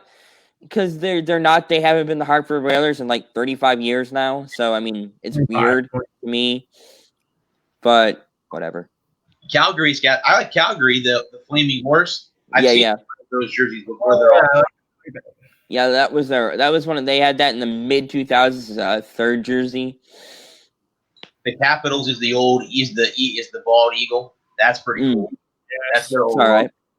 The Sharks went and took their gray and made it all gray. And took that green they have usually. Yeah, teal. The Knights have the two swords. I've seen that logo before, so that's nothing retro. I've seen it before. That's weird. How do you have a retro jersey for a team that's 3 years old? I was gonna say, there you go. Yeah, it's all red, Lewis, and it's got swords crossing. It's got the two cross swords and on like a shield or something. I'm not sure. The first team I thought was Ottawa. I thought that was the Senators jerseys at first. I had to check again, and it's like, oh wait, it's famous. And then the Canucks have their old logo with the whale jumping out of the water. At least they didn't do those god awful yellow and red and black jerseys. Remember those? Oh my god! That's the '90s, and they played the Rangers. Yeah, that was the old Canucks jersey. Yeah, yep. The Rangers one, Lewis, is the Statue of Liberty logo with the NYR underneath. I like that. I thought that one was okay. That was one of my favorites. The Sabres have the two crossing swords. They went all white. I would have rather. I like their late 90s. My favorite Sabres jerseys are the late 90s with the black and. Sabres got a good draft pick or a new player that's coming. He was a star in the Ontario League. That's true. Yeah. What was his name? The Blue Jackets went back to their first logo, the CB with the J in the middle with the star. Right. Do you know this? Yeah, the Predators stayed with their own logo. I don't know what the hell is so retro about that. The Yahoos. Yeah. Edmonton, same thing with them. What do? They went back to white. That's all that is they just went white instead of blue. The Blackhawks went back to the Chicago Blackhawks with the logo in the middle. Okay, that's nothing out of the ordinary. Agreed. Montreal went with a lighter blue than they started. So Flyers, the same thing. Nothing really changed there. Boston didn't change theirs. Toronto did less stitching around the leaf. That's about it. And then Dallas, no, not really anything with them. They have that same logo that they had. That black jersey looks pretty cool, though, the one that they brought out. Then the Ottawa Senators is basically their old logo. The Minnesota Wild went away from their red and green and went to yellow and green, which that looks kind of stupid. Winnipeg took out all their red and put gray in their jersey. That looks weird, too. Wow. And then, Detroit, I don't understand. Detroit, all they did was change their jersey to white. The Islanders went to their old dark blue NY. I don't know what changed in that. Oh, well. I don't know. There are good ones, some bad ones, I guess. But, yeah, you're right. It all comes down to money. Just a quick teams to make money. A quick aside, in the same vein, but a quick aside. The Columbus Blue Jackets, you know how they got their name? No. Have you ever heard that story? Okay, so I was, of course, being a Red Wings fan, we were in the division for we were in the division together. And Ken Kell was telling the story. What it was is during the American Civil War, the Blue Jackets factory for the Union soldiers was in Columbus. And so that's how they used to make the blue jackets for the Union troops. And that's where the name came from. There's no such thing as a blue jacket. And so the Hornet thing is stupid. And that's why I like their Confederate unit or their Civil War uniforms much better, because there's no such thing as a blue jacket. No, there isn't. I see. You learned something new every day, because I didn't know that's where they got their original name from. I learned for about a decade. Why are they? There's no such thing as a blue jacket. And so they told the story on the air one night, and it was like, oh, okay, well, that's interesting. Alrighty then. So again, you learn something new every day. That's awesome. Absolutely. I did not know that. So we do have some announcement, guys, with the NCAA basketball. They are discussing a tournament in Indianapolis that would have the entire 68-team tournament in one location. to me, guys, I think college basketball needs that this year. They didn't have it last year. Absolutely. Need it this year. Yeah, I think you're gonna have the same protocol as you have now with what the NHL followed, NBA. Sure. Test every couple of days, test the game day, test after the game. All that stuff is going to end up happening until there's a vaccine comes out, which I've heard rumors it's coming out. So that happens sooner or later, but right. I like that idea. I know Coach K said something about that they needed that this year. Yeah, he said be challenging, but I mean, if it can work with the NBA and can work with the NHL, I don't see why it couldn't work with the NCAA. And don't forget with the other bowl with the other tournament called the basketball tournament over the summer. I mean, they worked along the way, but they managed to work out and finish the tournament. So I don't see why it should be any different. Okay, I could see two sites and do 34 teams at two different sites instead of trying to cram 68 teams at one site. I think that's an option as well. Yeah, that could work too. Well, so if one of them guys is in Indianapolis, where else would it be? Would it be on the West Coast? Would it be South? Where would it be? Maybe Dallas? Dallas? Okay. Yeah. Okay, so you'd have 34 teams in Dallas. 34 teams in Indianapolis? Sure. I think it's a possibility. Yeah. Obviously, you want to try and keep it. You want to make it small, but yet have it be big enough where it can be where you can have Yeah. I don't know what I'm trying to say now. I'm just gonna be quiet. Well, the thing that you don't want to cram it all in together. That's what I think you're trying to make. Yeah. You want to have a more. You want to spread them out so that everybody isn't kind of on top of each other, and you're trying to and then of course you'd have the finals be in either Indy or Dallas, one or the other. Probably Indy. Okay. Yeah. And so you don't have, because obviously you can't do 12 different locations in March, where like you normally would, and you have 4 teams, and have 8 teams, and then of course, and then I think you'd have one location for the Midwest and East Coast, one location for the Southwest and West Coast. And and then you bring everybody together in those 2 locations. You have, the season ends in the middle of February. You have 2 weeks off. Everybody goes to their designated location. You have the testing, and then you start the tournament. You do your tournament, and then at the end, when all the games are played, then you'll bring the 2 sides. Both teams come together. Maybe you meet in St. Louis, and you do your Final Four in St. Louis. Yeah, like how can you schedule it all if they're all going to play in one location? Because you got 68 teams. How are you going to all in? Because it's 68. Well, I was going to say that too. Unless you have multiple courts at that. Yeah, you'd have to have multiple courts. Yeah, right. You'd have to be playing more than one game at a time. You'd be playing 2 or 3 games at a time. Easy. Right. Yeah. Okay. That's the only way. That would be cool. You say you do Indy and Dallas, and you do a championship in St. Toulouse. That would be fine. I'm sure the city of St. Louis would love that. So right. yeah, I can't see why that would be an issue moving forward.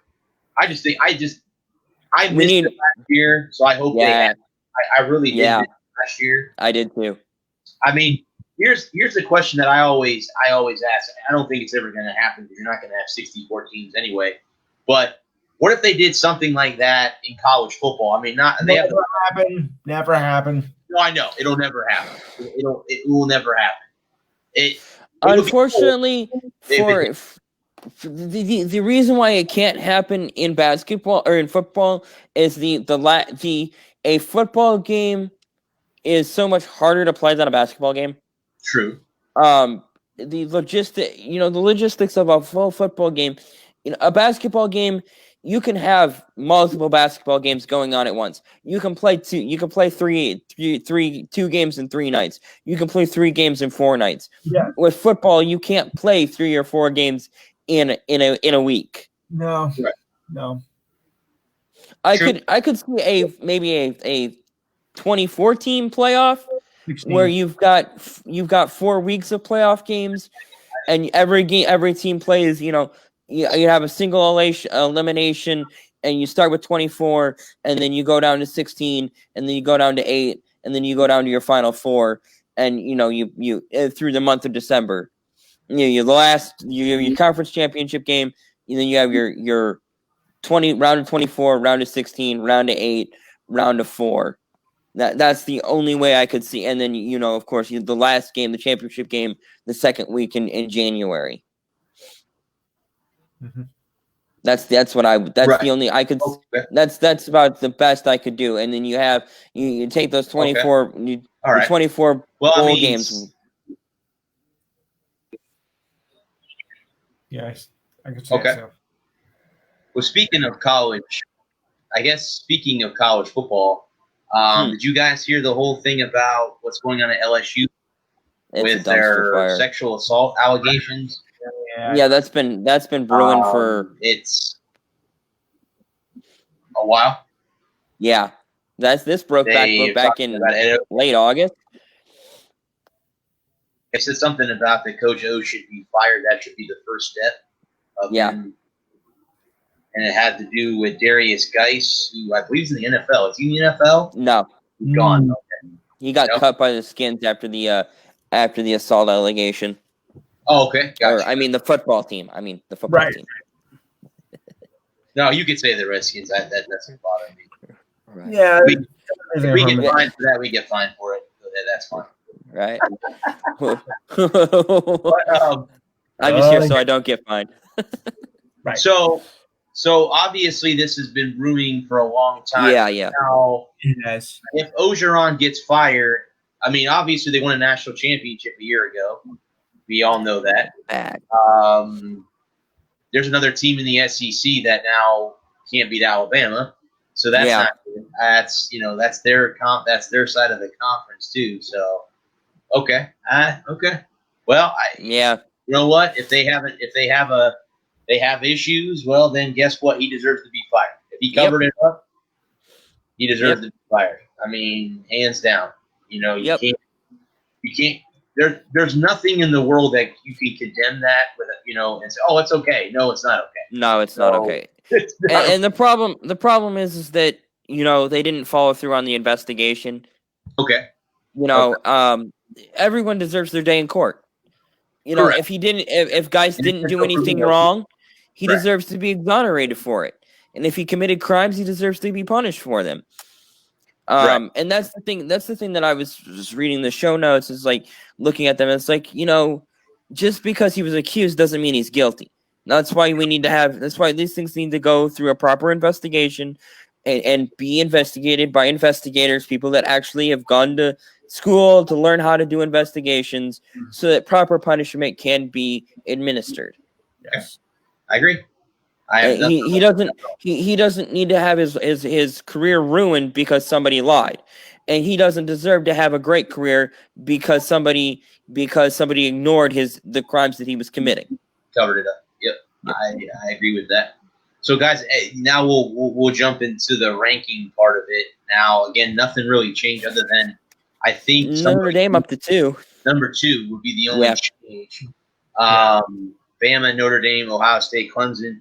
I love that they're at number 5, but I don't know if they deserve to be there because the team that's at 6 beat them face to face. So I don't know how Texas A&M is behind Florida, but because they beat Georgia, I don't know. And then you have Cincinnati, BYU. Oh wait, Cincinnati's not going to get. Well, Cincinnati plays UCF this week. BYU, Wisconsin, Oregon, Georgia are the top. Indiana's got a big game against Ohio State, Miami, Oklahoma, Coastal Carolina, Iowa State, USC, Liberty, North Carolina, Northwestern, Marshall, Texas, Auburn, and Louisiana.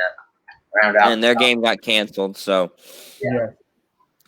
Cincinnati needs a lot of help. Oh no, There's not enough. Cincinnati would need pretty much everybody in the top 5 to have 2 losses. Yeah. Yep. To be able to be in consideration, they need Ohio State to have 2 losses. They need Wisconsin to have 2 losses. There's just too many teams behind them that haven't played enough games yet. That I just don't see them. I don't see them making a move. Was there any of the games, guys, from this past weekend jump out at you as any surprise in Week 11 of the college football season? Not really. I crawled in a bottle at 8:30 and I didn't come out until 12 on Sunday. You messaged me this time, buddy. yes, I did. You messaged me this time around. I didn't message you. You messaged me. No, I did. It was embarrassing. At home, on prime time. That was incredibly disappointing. I was like, it was my buddy's bachelor party, so we took him to Dave and Buster's. Okay.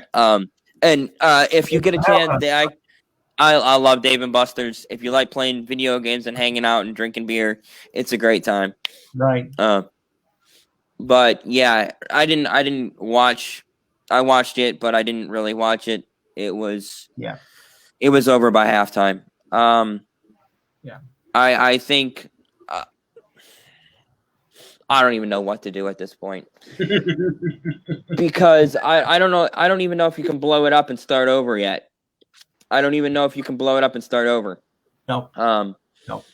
Even if you, I still. This is if I were AD, I would go ahead and I would. I hope. I don't want to pay him to leave. I don't want to fire him because you're gonna have to pay him. But if he leaves or if you get rid of him, I think Les Miles is your head coach. Jim McElwainey as your offensive coordinator. Will Muschamp as your defensive coordinator. I know he just got fired out of South Carolina on Monday. Will Mushmouth? And I think there are some guys that are great coordinators, and that's all they'll ever be. And I think Will Muschamp falls into that category. I think, and then I'd love to bring Mike Hart back as running backs coach. Then Braylon Edwards is your wide receivers coach. Good wide receiver. You got that Michigan connection with those two. And then I was thinking Donovan McNabb as your quarter. Originally, I was thinking Brian Greasy as your quarterbacks coach. Yeah. And then it was pointed out that he's on Monday Night Football, and would he want to leave Monday Night Football? I was like, maybe not, probably not. So I was thinking, I was trying to think. I was thinking Colt McCoy was the first name that popped in my head. Great college quarterback, Texas connection. You can, it's going to help in recruiting. Going to help recruiting in Texas. It's going to help recruiting in Arizona. Now he's backing up he's on the Washington roster right now. Mm-hmm. Do you give him a call and say, hey, do you want to retire? What are your plans for next year? He says no. Okay, we'll go Donovan McNabb, Dante Culpepper. There's some good names out there that I would be interested in entertaining. Offensive line, I would go John Jansen. He's a great offensive lineman at Michigan. Was there when they won the title in '97. Been a stalwart of the university for the better part of 10 years. I think he would be a great fit as an offensive line coach. Defensive line, I was thinking, flipping the ball, and you've got Will Muschamp as your defensive coordinator. I would bring Warren Sapp in to be my defensive line coach. I think he's one of the best defensive linemen to have ever played the game. Relatively young, didn't he play at Miami? Yes, he did. Yes. So you got that Florida connection.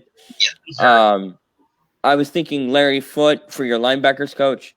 I knew I know he was a former Michigan guy, their Michigan guy. Mm-hmm. I would bring in Charles Woodson to do my corners, and I was thinking Brian Dawkins for your free safety. You kind of so you have you got that both positions have, because each position plays so incredibly differently. And then special teams, I'd like to have Steve Breast as my return coach. And there's a punter, and I cannot remember his name, and I forgot to look it up. I know I'm so prepared. But he punted for New England 4 or 5 years ago, and I cannot remember his name. Yeah. But he's a great punter at Michigan. And then, of course, you need a special teams coordinator. And I'm not sure, there's a special teams coordinator out there. That would be my dream staff. You think McElwainey would leave his coaching job and become offensive coordinator at Michigan? Do you think he would leave that position to? Maybe. It is Central Michigan. If he's angling for a bigger, better job, the offensive coordinator position at Michigan is a stepping stone. Did they win last night, or did Western? No, Michigan? they lost. No. They lost to Western. It was And what came back. That defense needs help. They gave up 52 points. Oh, The wow. offense looked fantastic. Okay. The offense was the only thing that kept them in that game. It was like 52-44 was the final. Oh, so it was a If I close game. remember right. Yeah. Okay. So It was I guess, guys, the big game this week is Ohio State, Indiana. That's at Bedlam. Bedlam. OU and Oklahoma State. That's a big one. Big one there. I don't think. Well, Cincinnati, UCF. I would say That's a big one. this week. Mm-hmm. If Cincinnati, of course, they've got to run the table. So that's a huge game. It's a national showcase game.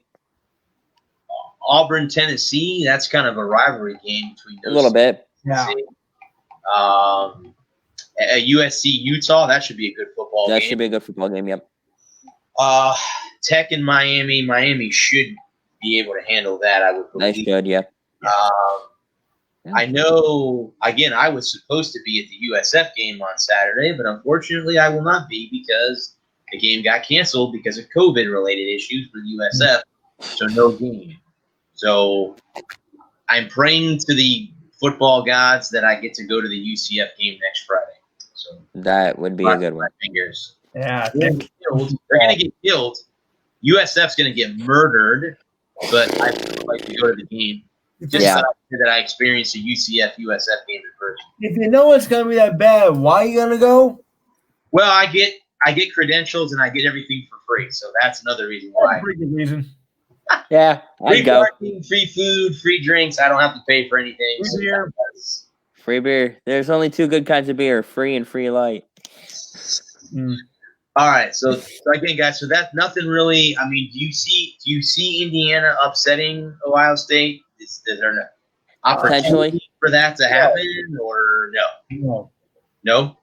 No, Ohio State's gonna. I don't think it's gonna be a blow. I don't think Ohio State's gonna crush them, but I don't think Indiana's got enough to win. Okay. It all depends on how their quarterback play. Like always, it always comes down to quarterback play.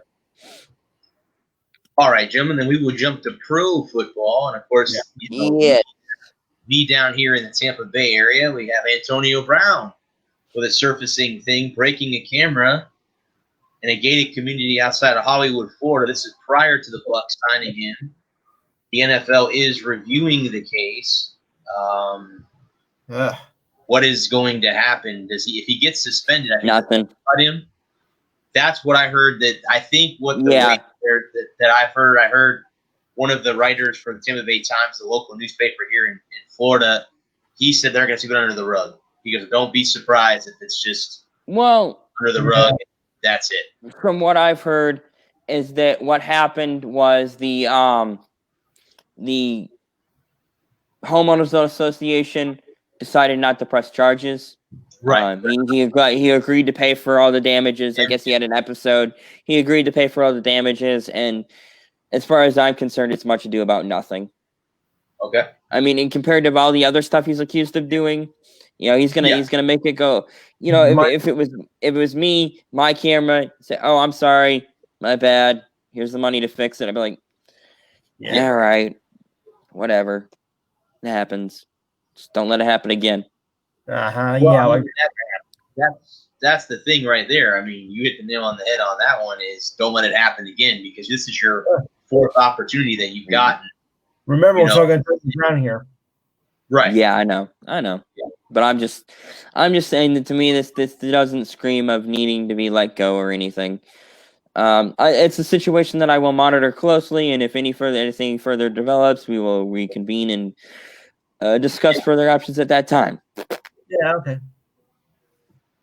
Okay, guys. So we'll go ahead and review last week's games. Anything, guys, jump out at you for the Arizona? Arizona, was that the surprise this past week? Not really a surprise, but it just there's Kyler Murray made a throw and DeAndre Hopkins went up and got it. The noblest of knights have. Yeah. Sorry, I got an ad doing there. Yeah, that's okay. that was a heck of a Hail Mary. Right. Game to beat Buffalo. A good Buffalo. It was. Yeah. It's not called a Hail Murray instead of a Hail Mary. There you go. There you go. Yeah. Although they trail right now. The game that surprised me, I would have to say, would be the Patriots game. Yeah, that caught me by surprise. I can say I was shocked about that because I didn't think that they would be able to hang with Baltimore. And Neither did I. But you beat them. Yeah. I didn't. I was very surprised on Sunday night to see that happen. In all honesty, that was the game that surprised me. The Dolphins stay winning. Tua is undefeated as a starter. Yep. The Monday night game was okay. Minnesota and Chicago, that game was back and forth. I know. Yes. I fell asleep. Nick Foles got hurt at the end of the game. Yep, he got hurt. They said he's going to be. He said he's day to day, but they're in their bye week, so they're expecting him to be back. Well, how about Drew Brees getting 3 broken ribs?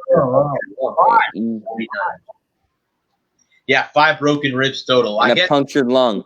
I guess Lewis, he suffered 2. I guess he suffered 2 of those broken ribs against the Bucs. So he was playing with 2 broken ribs already, and then he got the other 3 on the other side broken. So yeah, I think I found the film of the month for my show. And a punctured lung. Yeah, there you go. Yeah, and a punctured lung on top of that. Yeah. Oh. I thought the man wants to be out 3 games with those kind of injuries, and he's only going to be out. They said like 2. I thought the man was 3. I'm not sure. Yeah, that's a good question. That's a good question. Yeah. But then again, see, there's the funny thing now. I was listening to local radio here this morning, and wouldn't it be funny that Jameis Winston ends up screwing the Bucs out of an NFC South championship? Mm-hmm. Yeah. Wouldn't that be funny if he's the starting quarterback for the Saints and they end up winning the division and he screws the Bucs again? But he has the last 5 years. Wouldn't that be par for the course? Screw up. Don't be surprised that doesn't happen. Do not be surprised. No, I won't be. If that happens. So let's look, guys. We'll look at this week's games. We have Tennessee at Baltimore. It's the 1 o'clock I'll game. take Baltimore. Baltimore. Okay. We have Detroit at Carolina. Teddy Bridgewater. I'll take Detroit for that game. Lions. Okay. We have Philly at Cleveland. Cleveland. Browns. Okay. New England is at Houston this week. New England. I'm going to go with Houston. Well, Houston, okay. We have a good game at 4:25 between Green Bay and Indianapolis. That should be a good one. Ooh. I'm going to go Indy. Indy, okay. Here's. Okay. We have the undefeated Steelers against the 1-win Jacksonville Jaguars. Steelers, but watch that game be a loss. Okay. A no-brainer. Steelers. A no-brainer. Yeah, that's the problem. You have Atlanta at the Saints at the Super Bowl. Saints. New Orleans. Yeah. As long as Winston doesn't, do his Winston thing, Saints. Which is what? We have Cincinnati at Washington. Cincinnati at Washington. Tie. That would give the Bengals their second tie of the year. I'll go the Bengals. Bengals, okay. Yeah, I think Bengals. Yeah. The next game, guys, is Dallas at Minnesota. Minnesota. Cowboys. Here's a good game on the Sunday night game is Kansas City at Las Vegas. That's a good football game. Ooh. The Raiders. Vegas already got them once. Yep. I'm gonna go Kansas City. Kansas City, okay. I don't think lightning strikes twice. No, revenge game right here. Yeah. Okay. Then you have the Dolphins traveling to Denver to play the Broncos. Dolphins. The fish. Dolphins, okay. You have the Jets on the road in SoFi Stadium to play the Los Angeles Chargers. Does the Jets get their first win? No. Chargers. Chargers, okay. They haven't won a game. Of course, they won a game all season, but on the road they play much worse than they do at home. At home, okay. I don't want to, but I have to. And the Monday night game, guys, is in my backyard. That will be the Los Angeles Rams on the road against the Tampa Bay Buccaneers and Tom Brady. Tough one. I'm going to go with Tampa, but it really depends on which Jared Goff shows up. They were talking about that on the radio. Yeah. They were talking about that on the radio this morning about if he shows up, it's going to be hard. And if the Bucs don't have Ali Marpet, when you have Aaron Donald, that's going to be tough. No way, it's going to be in your backyard. Now, how do we get there if we want to do the game? So, yeah. Well, maybe not literally in his backyard, but I'm 25 minutes from the stadium, so I'm not far away with traffic. So not in a literal sense, but close enough. True. Neighbor's backyard. True. That would be cool. That would be cool. It would be cool. That would be cool. James Stadium in my backyard. That would be cool. Is he rushing from my house? No. All right. Now did you say Rams or Yams? I forgot. I did say Rams, but you can say we're getting closer to Thanksgiving. So yeah. Okay, I was thinking, no, the Yams play on Thursday. I'll say the Yams. Yeah. Well, too, speaking of the WWE, they're moving their Thunderdome to the original Thunderdome at Tropicana Fields. Really? They're going to be doing their show from Tropicana Field. Yep, that's agreed upon today. So we don't need to do a Thunderdome. Yeah. Real quick. This is just because I like doing power rankings. Okay. I'm gonna run through this real quick, and you tell me how wrong I am. Number one, I debated. It was really tough, but I got Pittsburgh at 1. Numbers don't lie. Nope. They're 9. You're only as good as your record says you are. 9-0. New England or Pittsburgh number 1. Number 2, I got Kansas City. Yes. They of course numbers don't lie. 8-1. You can't hardly argue with it. No. And this is the one. I'm going out on a limb here, and it's based on last year. Everyone called me crazy for putting San Francisco so high so early. Everyone said, "Oh, you're nuts. They're not that good." And then they went to the Super Bowl. I got Miami at 3 right now. Okay. I know it's a little bit out there, but I really like the trajectory of the Dolphins. Their defense is playing well. Tua is playing great. I don't know. I don't trust the Packers. And then Drew Brees with his injuries, if he can't come back in 2 weeks, I don't like the Saints anymore. Even though they've got a really good defense, Alvin Kamara, Jameis Winston is a turnover machine, and they can quickly spiral out of control. At 4, I have Green Bay. And then I have at 5, I have New Orleans. Again, New Orleans would have been if Breeze was still healthy, I probably would have had New Orleans 3, but Miami 5. 6, I've got Seattle, and of course they're winning tonight. They're up 16-7 at the half. Yeah. Baltimore at 7 after the loss to New England in a bad weather game. When they got scored on by the wide receiver who threw a touchdown pass that was a dime. It's 8. I've got Arizona. Obviously, maybe there's a little premature. Maybe I should have backed off Arizona. They look a little rough, but I liked what they did last week. 9, I've got Tampa Bay. I think that's I had them as a preseason Super Bowl pick. I like the schedule. I thought the schedule was very favorable. Outside of the 2 New Orleans games, I thought the schedule was very, very favorable. 10, I've got the Raiders, the Las Vegas Raiders. I think the Vegas was a great fit for the Raiders to move the Raiders to Vegas. I think it's going to work great. I like where they're going. This week this is going to be a tell-all week. 11, I've got Indy. I like their I like their trajectory. 12, I've got Buffalo. Is that too low? Is it too high? Is it too low? I think.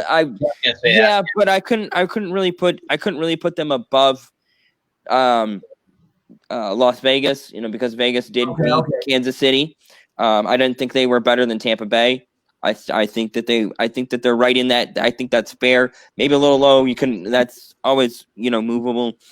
The Rams, I have them at 13. maybe a little high, maybe a little low, but I think 13 is pretty fair. Cleveland, I got at 14. I like Cleveland. As long as Baker Mayfield doesn't, crap the bed, they'll be good. Yeah. Tennessee, I got Tennessee at 15. Yes. I think that's fair. They, with the loss to Indy last week and looking bad on Thursday night. Then I've got New England at 16. Maybe a little high, but the reason I did this is because I wanted to put the NFC North all together because I think they're a pretty terrible group right now. So I got Minnesota at 17, Chicago at 18, Detroit at 19. I believe they're all 4 and 5, or I think Minnesota and Detroit are 4 and 5, and Chicago is 5 and 4. Yeah. Then Philly at 20, Dallas at 21, and Carolina at 22. It's very weird to have a division leader in the 20s, but that division is terrible. Atlanta at 23, San Francisco, Denver, and the Chargers at 24, 25, 26. Again, all interchangeable. I don't think there's anything. They're all pretty bad. None of them are pretty good, so you can move those all around. The Giants at 27, Houston at 28. I put Houston below New York because Houston is a dumpster fire this year. They've got a lot of things to fix in the offseason. They got to find a receiver. They need some offensive line help, and they've got to shore up that defense. Washington at 28, Cincinnati at 30, Jacksonville at 31, and the Giants bringing up the rear at 32. And if Alabama keeps playing like this, they may overtake the Jets. They might. I kid. And that's my list. Yeah. No, I have no problem with that list at all. I don't. Well, actually, they're going to realignment. They got the Jets playing college football, and they have Alabama playing. They replace the Jets in the NFL. Right, like they do in European soccer. No. Well, I mean, we're gonna get ready to get off here, guys. Got any final thoughts that you guys want to get in here before we get off here? No, just to wish you guys a happy Thanksgiving. Since Same to you. There's a list. Yep. Yeah. So hopefully, so I hope it all goes well wherever you're going to be and whatnot. Just making a good one and making a safe one. Always. Yep. Same way. Same with you. Yep. Yeah. Save me a drumstick if you can. Oh boy. Right. I got ham. I'll save you a ham slice. All right. Fair enough. Yeah. That it? Everybody. So I assume there's no show next week, correct? Correct. I'm actually taking the entire week off next week, except for my Tuesday show. Because I wouldn't be able to join anyway. Well, you can call that show if you want, Lewis. If you want to. I don't run that show. I'm not the main host. I'm a co-host on that show. So which one?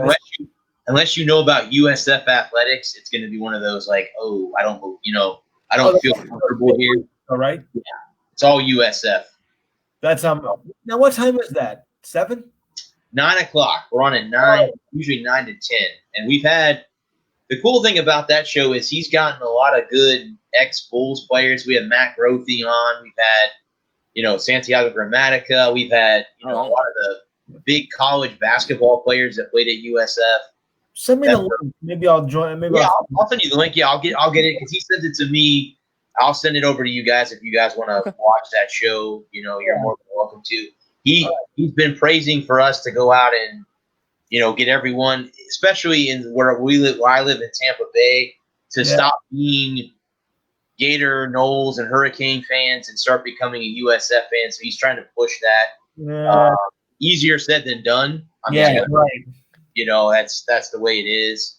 I'll always be a Gator first. So it's just that way. It's just that way. But that's what he's trying to push on that show.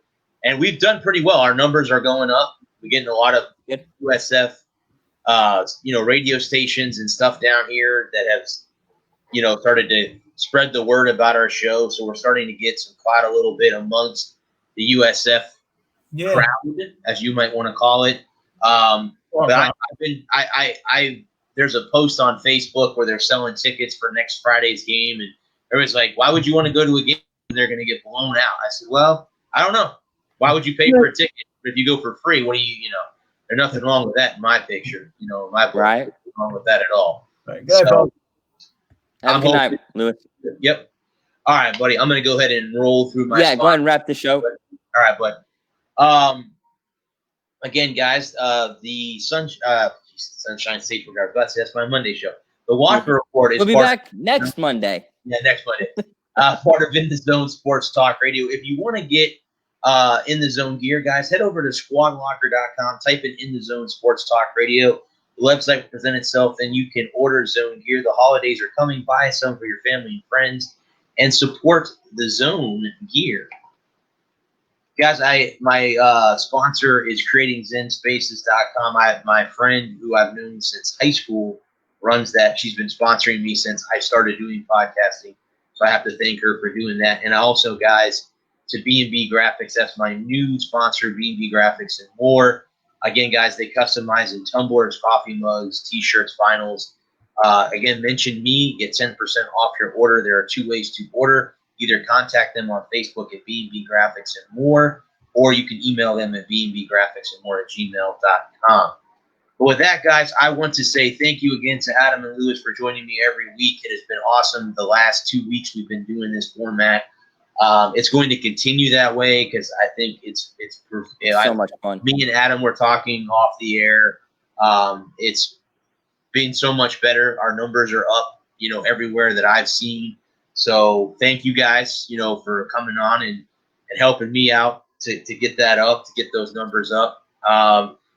Again, guys, there will not be a show next week because of Thanksgiving. I am taking the whole week off. I'm not even writing next week. It'll be nice not to have. Are we not gonna do a special show on Friday night then? I might, bud. I might if Let me know because I'm down. Okay. I'm game to do a show on Thursday, Friday, Saturday. I ain't got. Yeah, the game, bud, kicks off at 3:30 on Friday night. Okay. So I should be home. So okay. You gotta do. Yeah. We can discuss this off the air. So you gotta do your outro and. But then, guys, all right. So again, this has been the Walker Report, part of In the Zone Sports Radio.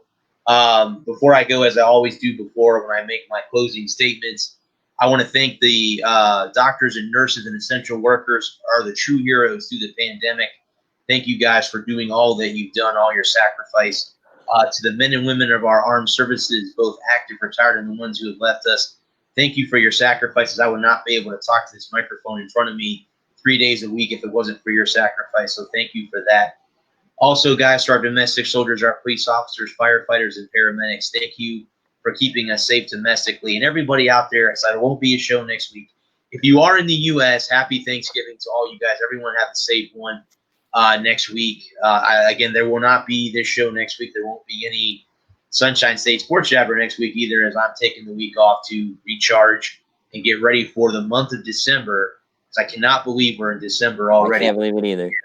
How fast the year has gone by. It's not been a very good year for a lot of people, but there have been a few humble people out there. I'm one of the few that's very humble for what's happened to me this year. I'm very grateful. Prayers to everyone who's been affected by Corona, whether you've lost your job, house, whatever. Prayers for you guys, everyone that's been affected by the virus. Either they've had it or have had a family member that's had it. Prayers from all of us here, that everything gets better in 2021. But at the end of the day, guys, thank you very much for coming on here, even if you were on here for just a few seconds. Thank you for coming on and hanging out with us, letting us talk sports for, the 2 hours we're on here every week. Until then, guys, everyone have a safe week, safe weekend. I'll see you guys. I guess the first will be the first Thursday. No, I have one more Thursday in the month of November before we end the month. So, or no, do we? No, we don't. No, we don't. No. So it'll be December, the first Thursday in December. The three of us will be back live on here again, and we'll be talking about, I'm sure, maybe 2 weeks to cover. 2 weeks of stuff to cover. The NBA would have already started their preseason game, so that'll be pretty cool to be talking about. But then again, guys, thank you. I love every one of you listeners, followers. Thank you for making this awesome on Thursday night. And until I see you guys next, Stay safe out there. Wear your mask. Follow your state guideline rules. I don't want to go into a shutdown before Christmas because that will suck big time. Everyone stay safe. And this is the Sports Sir Brad Walker reporting. Peace.